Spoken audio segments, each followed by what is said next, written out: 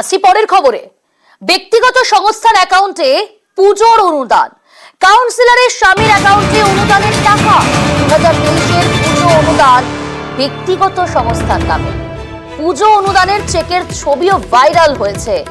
টিটাগড়ের পুজো কমিটির অনুদান ঘিরে স্বভাবতই বিতর্ক ছড়িয়েছে। অরুণ রয়েছে। অরুণ, প্রথমেই জানতে চাইবো কিভাবে ব্যক্তিগত সংস্থার অ্যাকাউন্টে পুজোর অনুদানের টাকা ঢুকলো, পুজো কমিটি কি বলছে?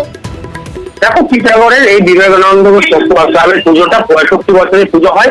প্রতিবারই এই পুজোতে যবে থেকে অনুদান চালু হয়েছে তবে থেকে অনুদান পাচ্ছিল, কিন্তু গত 2 বছর ধরে এই অনুদানের টাকা যিনি 17 নম্বরের প্রমাণের কাউন্সিলর রয়েছে মৌসুমী বন্দ্যোপাধ্যায়, তার স্বামীর অ্যাকাউন্টে কিন্তু গিয়ে তার বিজনেস অ্যাকাউন্টে গিয়ে সেই টাকা জমা করছে।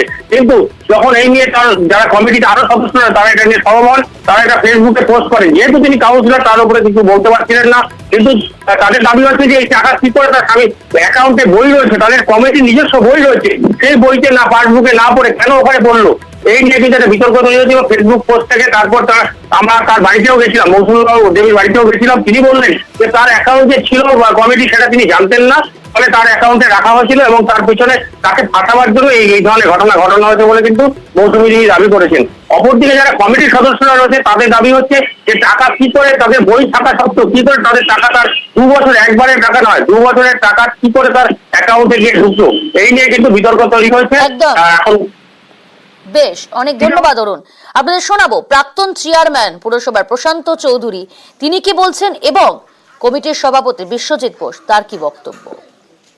এটা তো নিজের অ্যাকাউন্টে এটা নেওয়া যায় না, এটাই আমার ধারণা। তার কারণ আমিও পুজোর সঙ্গে যুক্ত আছি বহুদিন ধরে, আর আমরা যতটুকু জানি যে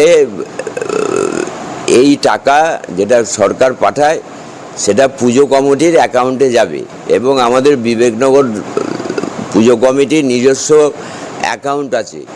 সেই অ্যাকাউন্টে টাকাটা না ঢুকিয়ে কেন নিজের অ্যাকাউন্টে ঢুকিয়েছে, এটা তো অনৈতিক। সভাপতি ছিলাম ঠিকই, কিন্তু এই সব ম্যাটারে কি হয়েছে না কি হয়েছে আমি কিছু জানি না।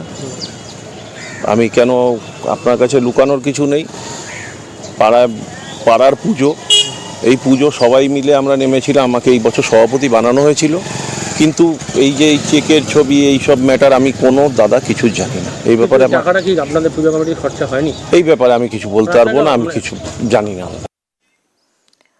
পুজো অনুদানের চেকের ছবি ভাইরাল, পুজো কমিটি অনুরোধ করেছিল বলেই দাবি করছেন কাউন্সিলর মৌসুমী ভট্টাচার্য। রতন শিকদারই সমস্ত ব্যবস্থা করেছে, 2 বছর ধরে ওই করেছে, ওই চেষ্টা চরিত্র করে এই দেবমাল্য এন্টারপ্রাইজের নামে ও ব্যাংকে অ্যাকাউন্টে ওটা দিয়েছে, ট্রেজারি থেকে ওই চেকটা এনেছে, 2 বছর ধরে ওই সহযোগিতা করেছে আমাদের। আমরা শুধু আমার অ্যাকাউন্টটা ব্যবহার করতে দিয়েছি। গেল বছর আমরা অনেক চেষ্টা চরিত্র করে জানতে পেরেছি যে আমাদের ব্যাংকের অ্যাকাউন্ট আছে, তা সেটাকে আবার আমরা রিনিউয়াল করে নতুন করে ব্যাংক অ্যাকাউন্ট পুজো কমিটির নামে তৈরি করেছি।